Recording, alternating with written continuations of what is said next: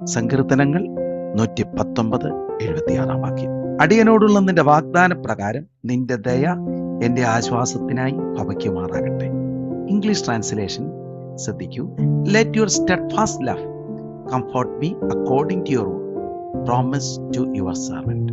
Steadfast love ഉപയോഗിച്ചിരിക്കുന്ന Hebrew പദം hesed എന്നാണ്. ഹെസദ് എന്നത് വിശ്വസ്ത സ്നേഹം.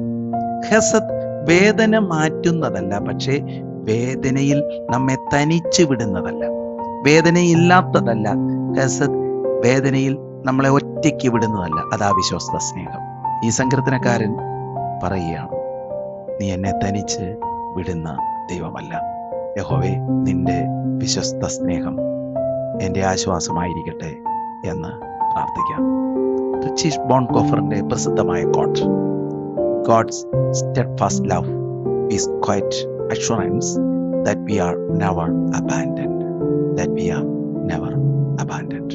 ദൈവമേ, തള്ളിക്കളയാത്ത നിന്റെ സ്നേഹത്തിനായി നന്ദി.